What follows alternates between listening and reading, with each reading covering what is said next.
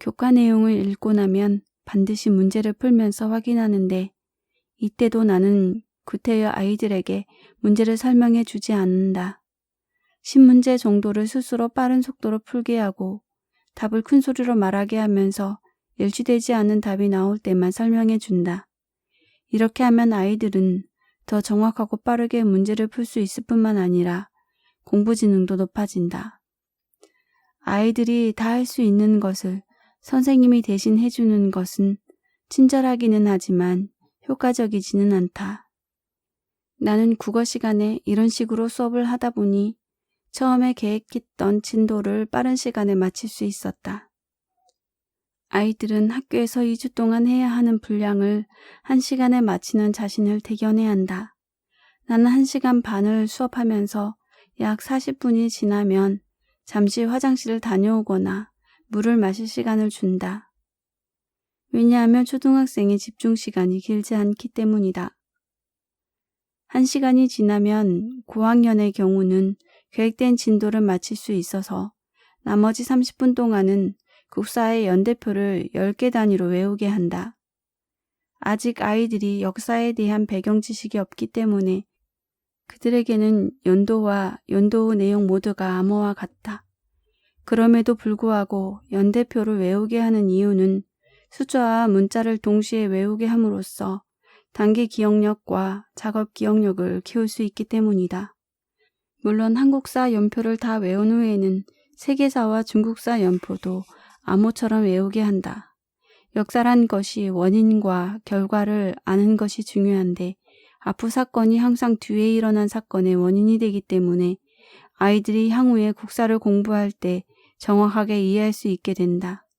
게다가 같은 시대의 중국과 서양에서는 어떤 일이 일어났었는지를 정확히 알 수 있어서 세계사, 중국사, 한국사의 관계를 입체적으로 이해할 수 있게 된다.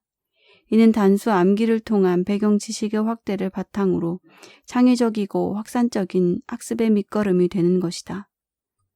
연표를 다 외우면 90분 수업이 종료되기 전에 나는 통과라고 외치면서 수업을 끝내준다. 10분 먼저 가는 것이 아이들에게는 긍정적인 경쟁에서의 승리감을 준다.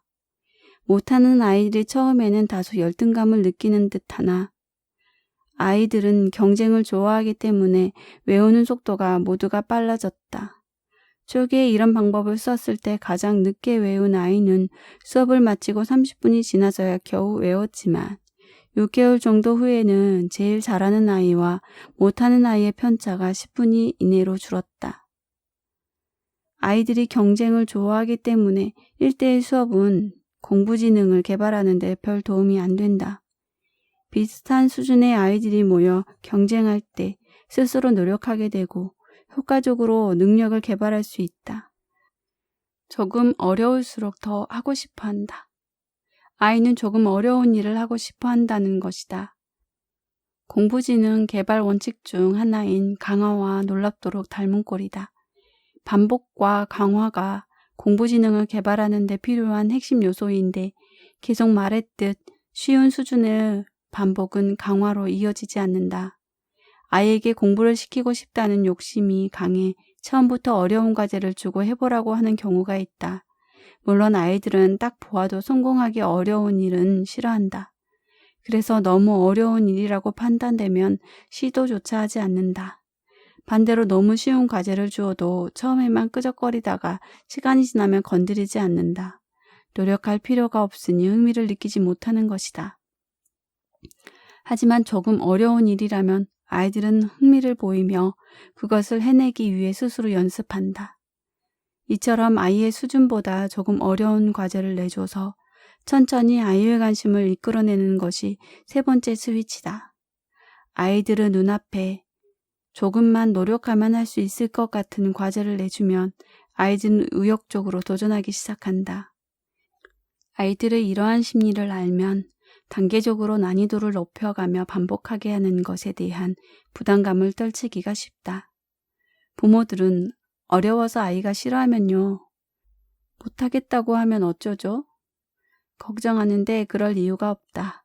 아이들은 조금 어려운 일을 좋아하니 걱정하지 말고 현재 수준보다 조금 버거울 정도의 난이도를 반복하면서 노력을 강화할 수 있게 도와주면 된다.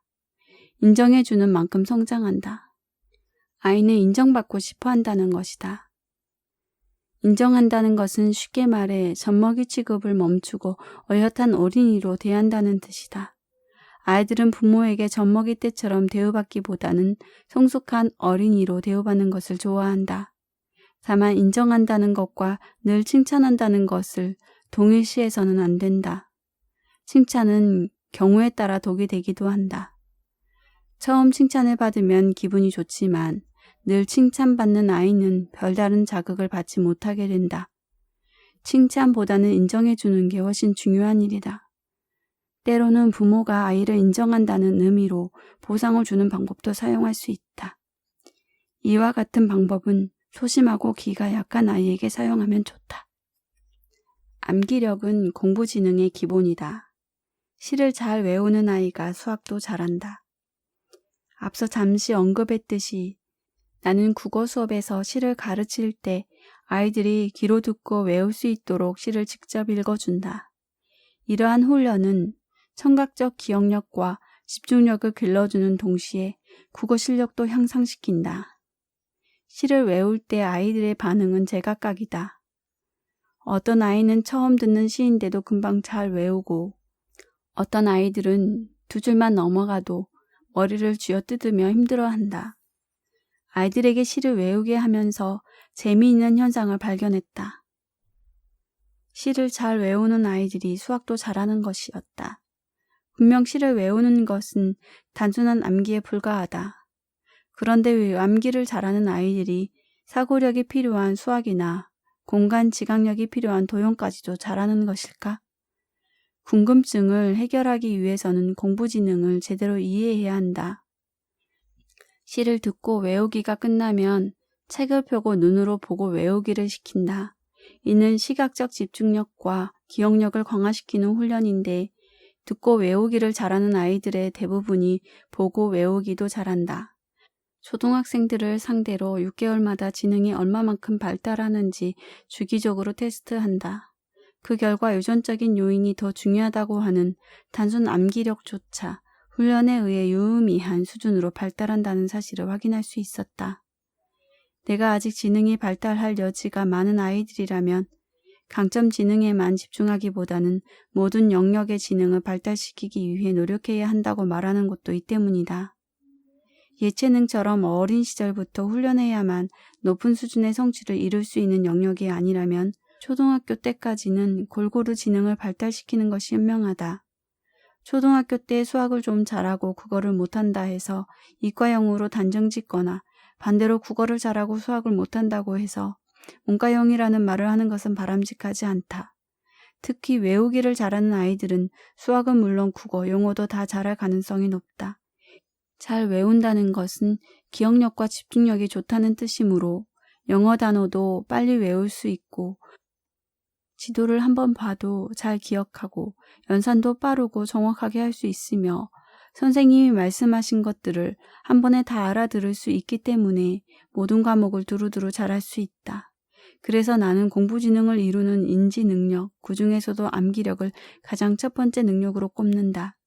실제로 한 방송사에서 고등학생들을 대상으로 암기력을 향상시키는 훈련을 실시했다. 그 결과 사고력을 요구하는 수능 성적이 전반적으로 향상되었다고 한다. 암기력이 좋아졌는데 사고력과 문제 해결력 또한 좋아진 것이다. 이처럼 암기력은 모든 공부의 기초가 된다. 나는 유아동 초등학교 시절에는 그 어떤 능력보다도 암기력을 키워주는 일이 가장 중요하다고 본다. 생각해보면 우리가 어릴 적 영어 공부를 할 때 가장 힘든 일도 단어 외우기였다. 중간고사, 기말고사 때마다 잘 외워지지 않아 얼마나 고생했던가. 잘 외울 수 있다면 그만큼 공부가 쉬워질 수 있다. 암기력은 노력으로 강화할 수 있다. 암기력을 향상시키는 방법은 명확하고 쉽다. 많이 듣고 외우게 하거나 많이 보고 외우게 하면 된다. 방송을 하다 보면 아나운서들의 암기력이 놀랄 때가 많다. 대여섯 줄 되는 대본을 순식간에 글자 하나 틀리지 않고 정확히 외운다. 처음부터 그럴 수 있었을까? 물론 타고난 부분도 있었겠지만 그렇게 되기까지 수많은 연습을 했을 것이다. 암기력은 연습한다고 금방 좋아지지 않는다. 천천히 조금씩 좋아지기 때문에 아이들이 지치지 않고 계속 연습할 수 있게 하려면 칭찬을 해주는 것이 좋다. 아이가 소화할 수 있을 정도이되 가능한 많이 외우게 하고 잘 외웠을 때는 아낌없이 칭찬해 주어야 한다. 칭찬을 받은 아이는 외우는 것이 재미있어 더 많이 외우는 연습을 하고 그러다 보면 더 이상 암기를 어려워하지 않게 된다. 초등학교 때는 암기할 내용이 많지 않기 때문에 기억력이 좋지 않아도 좋은 성적을 얻을 수 있다. 하지만 중학교, 고등학교에 올라가면 암기할 양이 많아 기억력이 나쁘면 공부를 잘하기가 어렵다. 따라서 초등학교 때부터 기억력을 개발하기 위한 훈련을 꾸준히 하는 것이 좋다. 훈련 방법은 암기력을 개발하는 것과 크게 다르지 않다. 자꾸 외우고 기억하기를 반복하면 좋아진다. 특히 장기 기억력은 인내와 성실함을 먹고 자란다. 그래서 EQ가 높은 아이들이 장기 기억력을 높이는 데 유리하다. 연산력은 공부지능의 기초체력. 연산력을 키우는 데는 암산 훈련만 한 것이 없다. 초등학생들을 대상으로 암산, 즉 머리셈 수업을 진행하고 있다. 이 수업에서 덧셈, 뺄셈, 곱셈은 물론 소수 계산과 분수 계산도 손을 대지 않고 머릿속으로 푸는 훈련을 시킨다. 이 훈련은 답을 내는 것이 목적이 아니고 뇌의 기억 능력을 자극하여 집중력과 단기 기억력을 키우기 위한 것이다. 연산은 암산과 필산 두 가지 방식으로 할 수 있는데 암산과 필산은 서로 메커니즘이 다르다. 필산이 논리성을 강조한다면 암산은 집중과 기억력을 강화시키는 데 주력한다. 암산은 말 그대로 연필을 사용하지 않고 답을 내는 것이기 때문에 머릿속에 연습장을 그려야 한다. 더하기나 빼기에서 필산이 뒷자리부터 계산한다면 암산은 앞에서부터 계산하는 방식을 택한다. 필산과 암산 중에서 어떤 것이 더 효과적이냐고 묻는 분들이 있는데 이는 엄마 아빠 중 누가 더 좋으냐고 묻는 것과 같다. 암산과 필산은 서로 방식이 다르고 개발하는 공부지능 영역이 다르므로 초등학교 때는 두 가지 방식을 모두 이용해 답을 내는 연습을 해야 한다. 암산 연습은 단순 암기력이나 집중력을 키우는 데 효과적이다. 암산 연습을 지속적으로 하다 보면 점차 머릿속의 연습장 크기가 커지면서 두뇌 용량이 늘어난다. 이는 컴퓨터의 메모리와 같아서 한 번에 많은 양을 단기 기억 장치에 넣을 수 있어 다른 과목을 공부할 때도 수월하게 된다. 단기 기억 장치에 들어간 것만 중앙 처리 장치로 넘어갈 수 있기 때문이다. 약 3년 정도의 체계적인 훈련을 받으면 세 자릿수의 곱셈을 연습장에 적지 않고도 풀 수 있을 정도까지 실력을 향상시킬 수 있다. 암산을 잘하게 되면 숫자를 갖고 노는데 자신감이 생기기 때문에 향후 수학의 난이도가 높아져도 겁을 내지 않는다. 고등학교 때 배우는 수학도 많은 계산을 필요로 하는 내용들이 많으므로 연산을 잘하면 고등수학을 공부하는 것도 수월하다. 아이가 연산 실력이 좋아지고 머리가 좋아지기 위해서는 빠르고 정확하게 풀어야 한다는 것이다. 엄마들은 아이가 문제를 많이 풀고 정답을 맞히기만 하면 안심하는데 그렇게 해서는 절반의 효과만 있을 뿐이다. 오랜 시간 연산을 한다고 좋은 것도 아니다. 나는 하루에 10분 정도만 연산을 하면 충분하다고 생각한다. 이를 10분 연산 공부법이라 한다. 대신 2분 단위로 속도를 재가면서 빨리 풀어야 효과가 있다. 준비 시작이라는 구호와 함께 제한된 시간 내에 문제를 정확하고 빠르게 풀려고 노력할 때 아이는 머리가 아프고 그때 연산력과 IQ도 좋아진다. 틀려도 괜찮다. 정확성과 속도 모두 중요하지만 처음엔 속도에 초점을 맞춰 연습하고 어느 정도 속도가 붙으면 정확성을 보완해 가는 것이 좋다.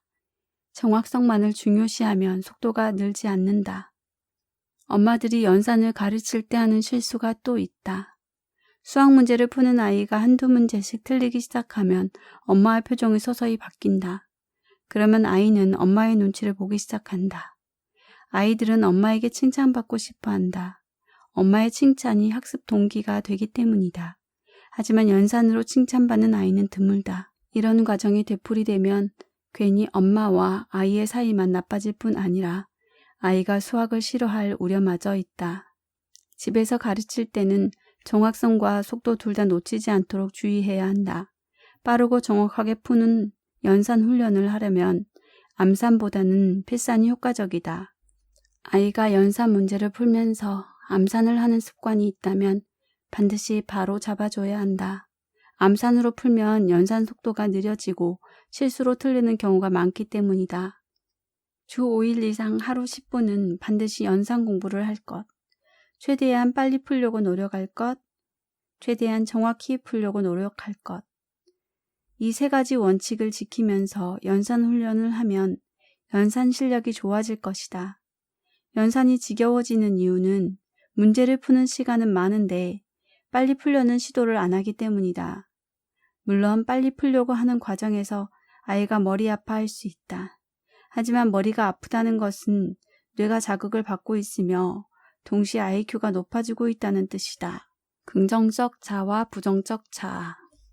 긍정적 자아를 지닌 아이는 스스로 할 수 있다는 자신감을 가지고 더욱 열심히 노력한다.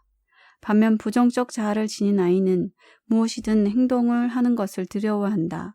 공부에 대해서도 자신이 잘할 수 있을지를 끊임없이 불안해하며 자괴감을 갖는다. 그런 마음으로는 공부에 집중할 수 없다. 집중을 못하고 불안해하기만 하니 공부를 잘하려야 잘할 수가 없다. 공부를 잘하려면 아이가 자신의 이미지를 부정적으로 규정해서는 안 된다.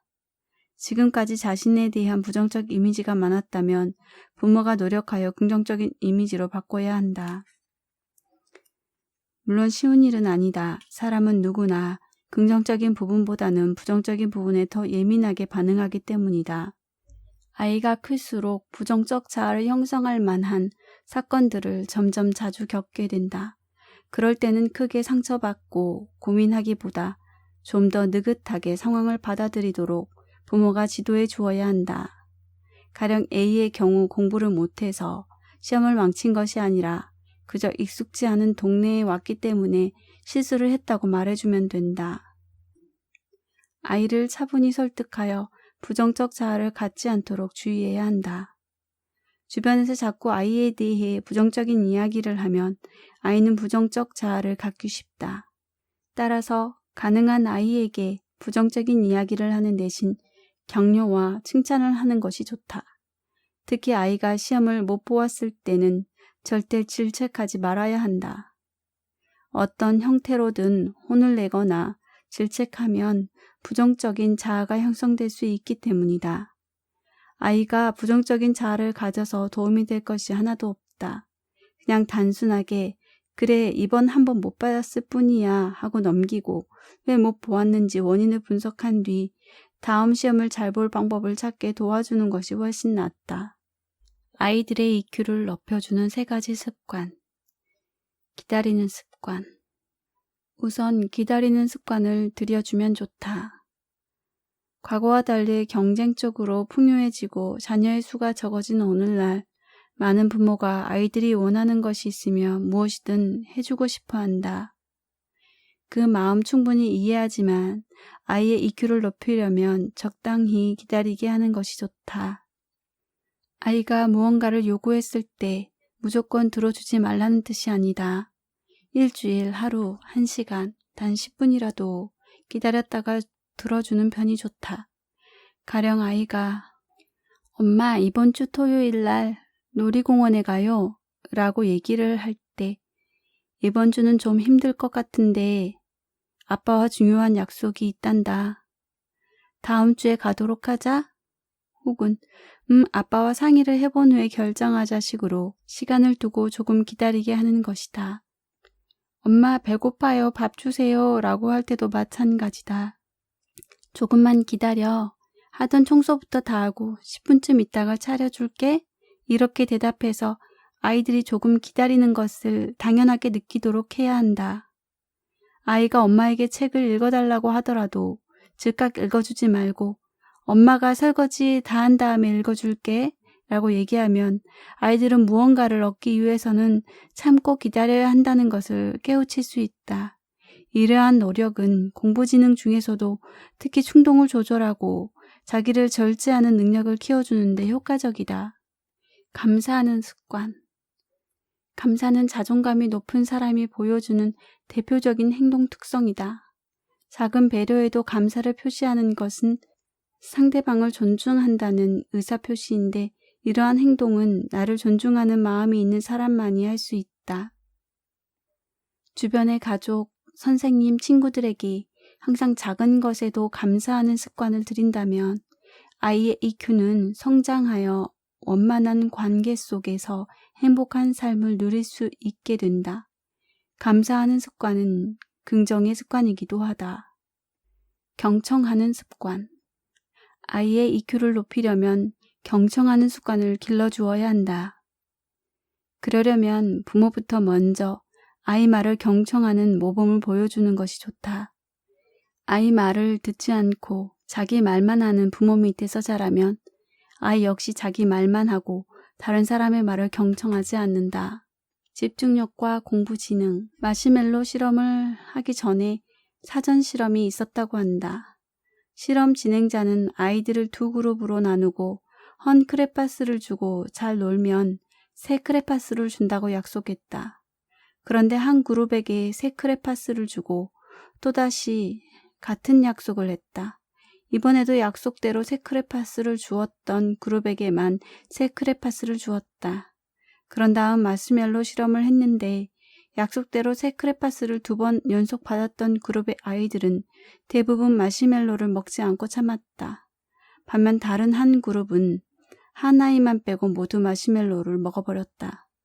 이 실험 결과는 아이들의 충동 조절 능력은 상당 부분 부모에 의해 좌우된다는 사실을 알려준다. 부모들은 아이들을 키우면서 밥 잘 먹으면 장난감 사줄게? 1시간만 공부 열심히 하면 30분은 게임을 할 수 있게 해줄게 등 많은 약속을 한다. 아이가 하고 싶은 것을 참았을 때 해주겠다고 한 약속을 잘 지켜야 한다.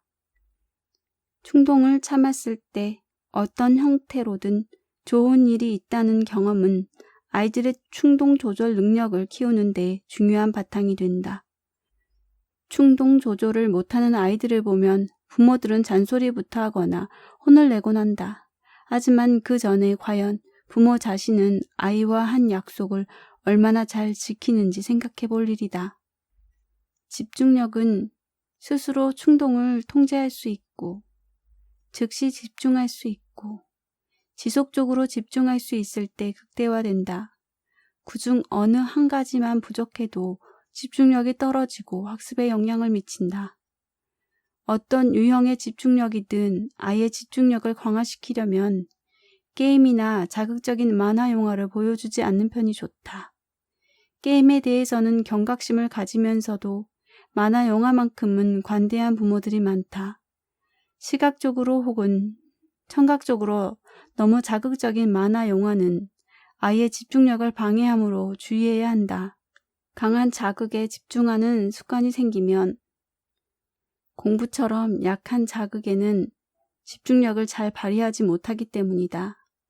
아이의 집중력을 키워주고 싶다면 강한 자극에 노출되지 않도록 환경을 만들어 주어야 한다. 당장은 맹물처럼 맛이 없어 힘들 수 있어도 아이의 집중력을 키우는 데는 효과적이다. 운동 부족이나 수면 부족도 집중력 저해의 원인이 되기도 한다. 수면 부족이 원인이라면 아이가 마음 편하게 충분히 잠잘 시간만 확보해 주어도 집중력은 좋아질 수 있다. 음식도 집중력에 영향을 미친다. 화학 조미료가 범벅이 된 음식이나 인스턴트, 패스트푸드가 집중력을 떨어뜨릴 수 있다는 연구 결과는 이미 많다. 인스턴트 식품을 주로 섭취한 아이들이 감정 조절력이 떨어지고 폭력적이며 공격적인 성향을 많이 보이는데 화학 조미료가 뇌를 비롯한 우리 몸의 정상적인 활동을 방해하기 때문이다. 실제로 폭력적이고 산만했던 아이가 채식이나 유기농 음식을 섭취하면서 성격이 얌전해지고 집중력이 좋아진 연구 결과도 있다. 집중할 수 있는 환경을 만들어준다. 흥미로운 사실이 있다. 아이들이 공부할 때 손해보는 기분을 느낀다는 점이다.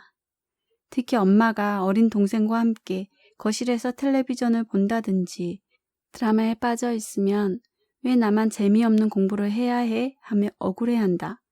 그러므로 아이가 공부할 때는 가급적 집중할 수 있는 환경을 만들어주자. 숙제나 공부를 하는 아이 옆에서 엄마도 조용히 책을 읽으면 아이가 훨씬 즐겁게 집중한다. 아이가 공부하는 장소를 집중하기 좋은 환경으로 만들어주는 것도 중요하다. 아침밥은 꼭 챙겨 먹인다. 잘 먹어야 집중력이 좋아진다는 것은 이미 앞에서도 이야기했다. 집중력은 뇌와 밀접한 관련이 있다. 그런데 사람의 뇌는 포도당을 주요 에너지원으로 사용한다. 포도당이 뇌내의 신경 전달 물질에 영향을 줘서 뇌를 활성화시키는 것이다. 자는 동안에는 뇌에 포도당이 공급되지 않으므로 아침밥을 먹지 않으면 뇌가 너무 오랜 시간 영양분을 공급받지 못해 쉽게 지친다. 아침밥은 뇌에 영양을 공급해줄 뿐만 아니라 체온을 상승시켜 뇌의 온도를 높여주기 때문에 뇌를 각성시킨다. 그런데 식사 후 뇌가 각성되기까지는 약 2시간 정도가 걸리므로 아침에 일찍 일어나 간단한 운동을 한 후 식사할 수 있다면 최선이다.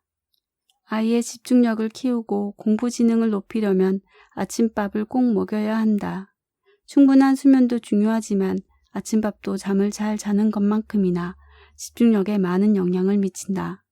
아이의 집중력 문제로 상담하러 온 엄마들에게 내가 반드시 하는 처방이 있다. 바로 칭찬이다. 아무런 동기도 없이 공부에 집중하기란 쉬운 일이 아니다.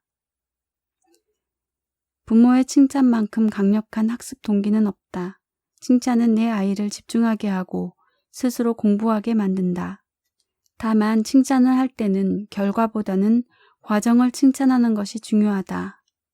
긴장감은 주의 집중력과 매우 밀접한 연관이 있다.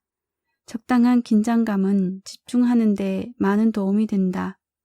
전혀 긴장하지 않으면 정신이 해이해지고 지나치게 긴장하면 심리적으로 경직되고 불안해져 정보가 효율적으로 입력되지 못한다.